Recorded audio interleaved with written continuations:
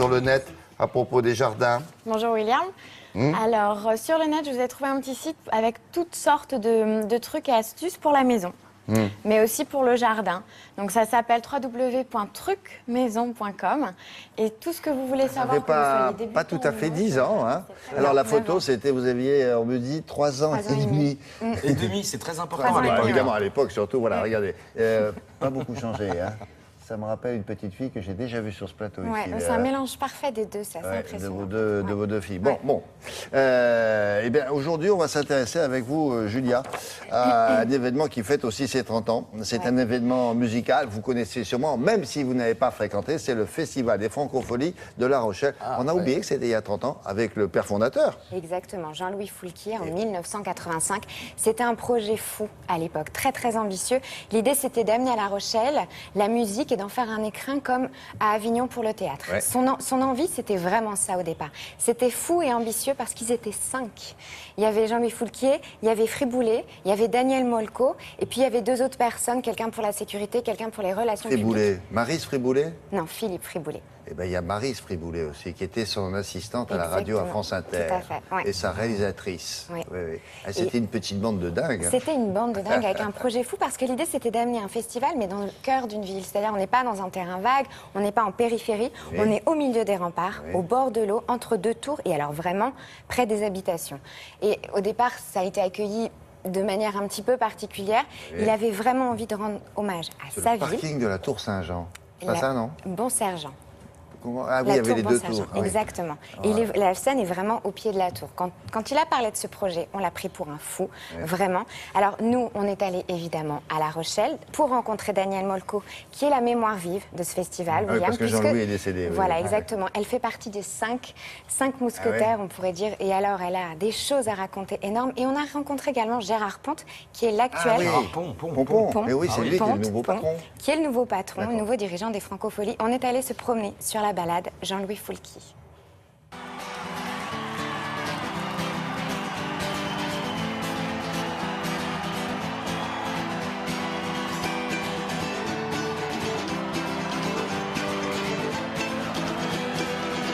Merci, La Rochelle. On y est. On est au cœur de la ville, dans un endroit magnifique pour que la chanson puisse s'exprimer. C'est un visionnaire, ce Jean-Louis Foulquier. Il m'a dit, voilà, mon rêve, c'est ça. Ramener à La Rochelle ce qui m'a sauvé, c'est-à-dire la chanson. Il avait tout imaginé. C'était un parking. C'était un parking, il était plein quand on est arrivé. Je me disais, mais qu'est-ce qu'on va foutre ici? C'est moche. La première fois que j'ai vu la scène se monter, c'était un rêve qui devenait réalité. On a travaillé 1 an pour ça. Et d'un coup, c'était magnifique. C'est Hubert Félix Stéphane qui était la vedette de la première année, qui à l'époque n'avait droit de citer sur aucun média. On était morts de peur. Et on s'est rendu compte qu'il y avait 11 000 personnes qui sont arrivées. Au-delà du départ de Jean-Louis Foulquier, le public et les artistes sont restés fidèles. Mon premier bon souvenir, c'est d'avoir été capable de succéder à Jean-Louis Foulquier. Je dis oui tout de suite, et après, il m'a accompagné pendant 1 an. Et il y avait une équipe quand même qui était là en place.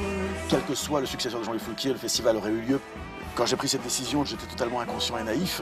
Et quand je me suis retrouvé au pied du mur, je me suis dit, mais c'est un vertige. Du coup, les artistes ont dit, mais si Jean-Louis Foulquier choisit ce garçon-là, C'est qu'il est bien. c'est qu'on peut lui faire confiance. Ça s'appelle Putain de camion. J'ai le souvenir de Renaud qui est venu 1 mois ou 2, je sais pas, après la mort de Coluche ici. C'est la première fois où il a chanté Putain de camion. C'était un truc incroyable. On a cru qu'on allait le retrouver évanoui sur scène. Putain de vie de merde. Et quand je suis devant le problème caché, maintenant je suis là sur. Je me souviens d'un concert de Patrick Bruel, qui à l'époque n'était pas du tout ma tasse de thé. Mais la basse, elle... Ouais, c'était j'étais en totale harmonie avec le public et il fallait vraiment être très snob pour résister à ce mariage-là. Même si tu ne vois pas. souviens d'un des derniers concerts de Bachung où il y avait une émotion rare. Les artistes qui ont marqué les Francopholies, ce sont les compagnons de groupe de Jean-Louis Foulquier. C'est des gens comme Lavilliers, Thieffen, Jacques Higelin, Souchon, Véronique Sanson, Laurent Voulzy. Les hommes comme la nature. Et je ne sais plus d'ici. Ah là là, je ne sais plus d'ici. Il y a toujours un petit peu de jolies ondes qui flottent. Patrouilleur d'étoiles, non, c'est ça qu'on... Oui, un patrouilleur d'étoiles.